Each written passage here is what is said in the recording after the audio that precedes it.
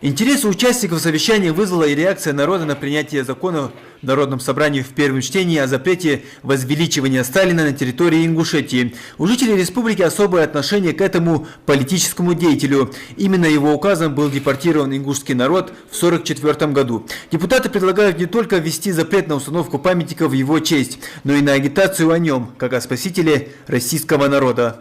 В стране есть в целом тенденция, значит, возвеличивание его культа. Снова вот идет этот процесс, памятники, там, улицы, Волгоград предлагают.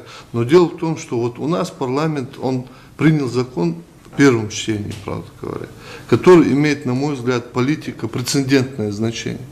То есть мы говорим о том, что вот есть такая тенденция в стране, но есть и такая тенденция. И сегодня ряд субъектов, вот Санкт-Петербург, Архангельск, Карелия, насколько я знаю, тоже рассматривают инициативу такую, запретить увековечивать, значит, Сталина на территории этих субъектов. Каждый закон должен проходить свою процедуру. В том числе этот закон должен пройти процедуру какого-то такого анализа, как общество его примет, не только у нас в республике. Не только у нас в республике. Если этот закон позволяет нам, да, тогда мы его примем, и пусть он работает на все века, независимо, там, что кто-то доволен, недоволен. Но если этот закон, просто мы его приняли, он лежит, ничего не меняется, ничего не меняется. Какие бы ни были последователи Сталина, поверь мне, ну, нет такого человека сумасшедшего, который поставит в республике Сталину памятник там, или там еще там улицу Сталина назовет. Нет таких людей. При этом надо сказать, что у Сталина в нашей стране и в СНГ, так если брать, да, больше последователей, чем критиков. Но есть нам, последователи, мы тоже не должны обвинять, почему они Сталина любят. Я же не могу сказать там нашим братьям, дагестанцам, не ставить памятники Сталину.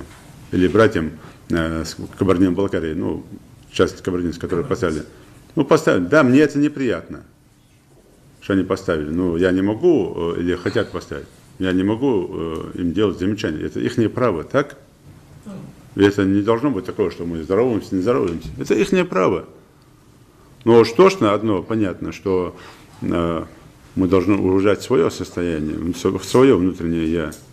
Совершенно не оскорбляя там никого, кто преследует идеи Сталина.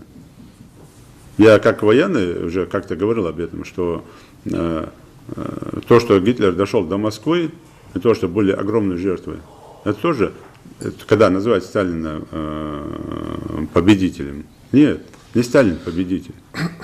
Жуков, Рокоссовский, Ватутин, эти полководцы победители. А Сталин с Берия сделали так, что Гитлер дошел до Москвы, были такие божьи. Почему? Потому что с 1937 года начались повальные расстрелы, аресты, репрессии по отношению к высшему генералитету. Все было нарушено. За полгода все виды разведки докладывали, что не видели врага целые армии у границы. Видели, конечно. Поэтому здесь говорить, что Сталин победитель, это я могу любому обосновать, что это не так. Вот он как раз и враг народа, а не мы, враги народа. Ну так случилось. Коммунисты поддерживают Сталина, это ихнее право. Ихнее право, что они поддерживают его. Но мы не поддерживаем.